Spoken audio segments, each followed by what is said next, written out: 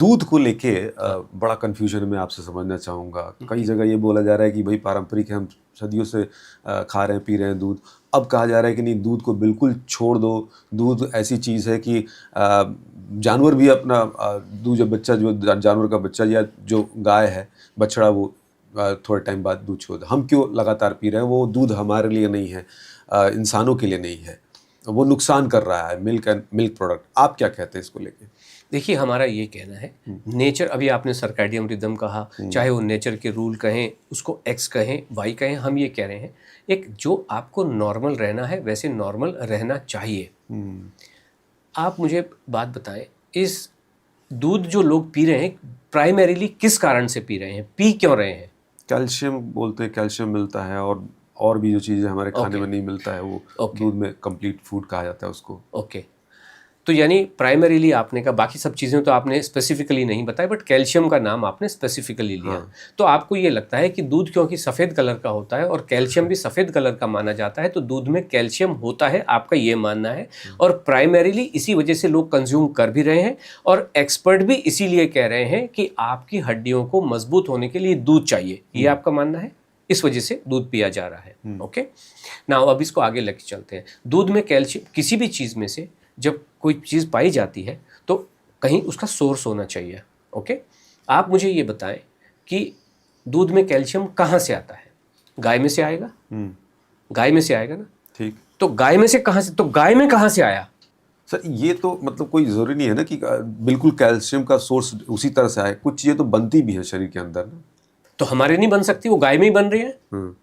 Exactly मैं उसी point पे आ रहा था, आपने अच्छा किया उस पॉइंट पे आ गए। तो what I am trying to say is कि जो चीज़ जहाँ पे मिल रही है उसका एक सोर्स होना चाहिए। तभी तो पानी, जहाँ पे खड्डा खोदो पानी नहीं है तो नहीं है।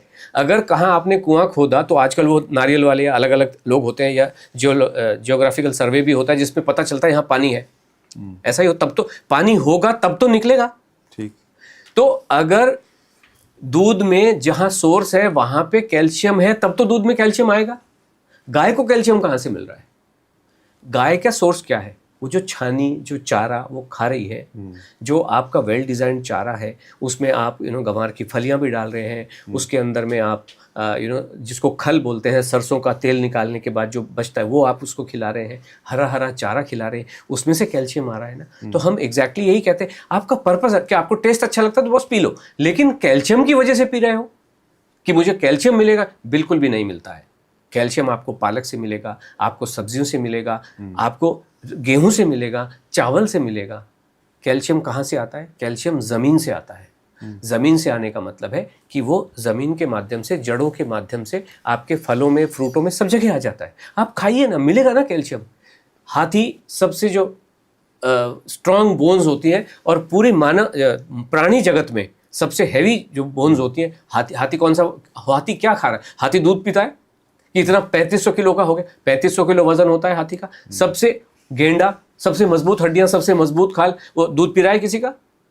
ये बेकार की बातें, नॉनसेंसिकल बातें। एक व्यक्ति कहीं बैठ के जिसका एजेंडा होता है वो कुछ कहता है, और बाकी लोग तोते की तरह उसको रट के बकबक करने लगते हैं। कौन सा डॉक्टर कौन सी रिसर्च कर रहा है? कोई नहीं कर रहा। ये सब रटी हुई बातें हैं। वो एक थैला पकड़ के आता है, वो कहता है सर ये गोली बनी है, फर्स्ट क्लास है, आप इसको दे दीजिए। वो देते रहते हैं, थोड़ी उनको पता है। कौन सा डॉक्टर, आप किसी के पास गए नाक के लिए और आपने दवाई लिखवाई, 3 मिनट की जो फीस लेता है, दवाई लिखता है, उसके बाद पलट के पूछता है आपसे, अरविंद जी कल आप आए थे, गला खराब था, मैंने आपको बताया, ठीक हो गया क्या? कोई किसी को पता नहीं, आपको भेज दिया, उसके बाद बोला आना, जब हुआ ठीक हुआ, नहीं हुआ, कोई फॉलोअप थोड़ी होता है। कुछ पता नहीं है, सब बेकार की बातें हैं।